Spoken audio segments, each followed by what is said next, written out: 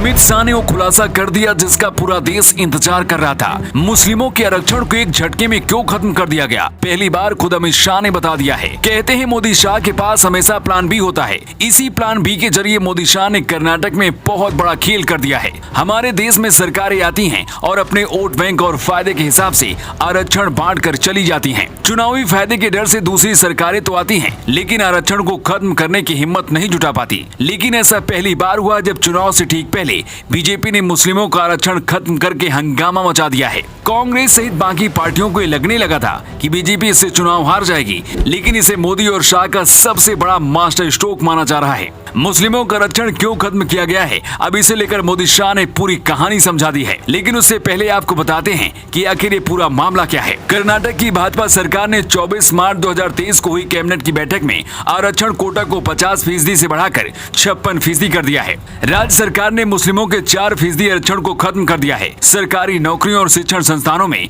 आरक्षण की 2 नई श्रेणियों की घोषणा की गई है। ओबीसी मुसलमानों के इस 4% कोटे को खत्म करके कर्नाटक में ओकलिंगा और लिंगायत समुदाय के बीच बांट दिया गया है। कर्नाटक की बीजेपी सरकार के इस फैसले के बाद पूरे देश में से मुद्दा बनाया गया। बोमोई सरकार के इस फैसले को सुप्रीम कोर्ट में भी चुनौती दी गई ताकि कर्नाटक के मुस्लिमों को राहत मिल सके। कोर्ट ने 13 अप्रैल को अहम टिप्पणी करते हुए कर्नाटक की बीजेपी सरकार को बहुत बड़ा झटका दे दिया। बीजेपी सरकार के फैसले पर सुप्रीम कोर्ट ने सवाल उठाते हुए कह दिया कि कर्नाटक सरकार के फैसला गलत धारणा पर आधारित है। सुप्रीम कोर्ट ने कहा कि कर्नाटक की ओकलिंगा और लिंगायत के लिए 2% आरक्षण बढ़ाने का और मुसलमानों के 4% ओबीसी आरक्षण को खत्म करने का फैसला पहली ही नजर में त्रुटिपूर्ण दिखता है।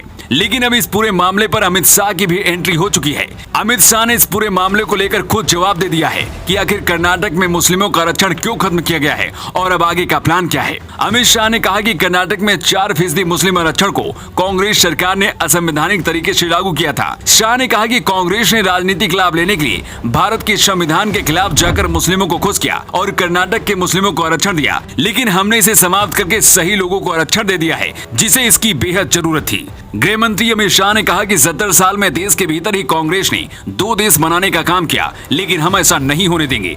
शाह ने दावा किया कि कर्नाटक में फिर से बीजेपी की सरकार बनेगी, लेकिन शाह का एक कॉन्फिडेंस कहां से आया, इसे भी आपको समझाते हैं। कर्नाटक में बीजेपी ने मुस्लिमों का 4% आरक्षण खत्म करके SC/ST को इसका लाभ दे दिया। बीजेपी को ये बात बखूबी पता है कि मुस्लिम वोट बैंक का एक हिस्सा उनके पक्ष में कभी नहीं आएगा, इसीलिए बीजेपी इस पक्ष पर ज्यादा ध्यान नहीं देना चाहती।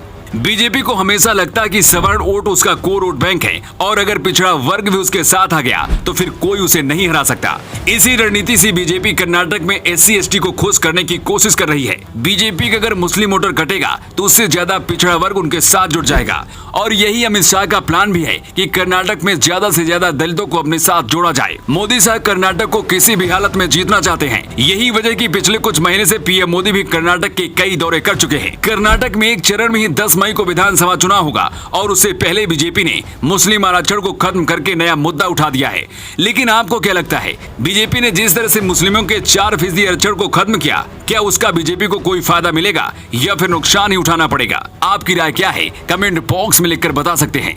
Bureau report, new times.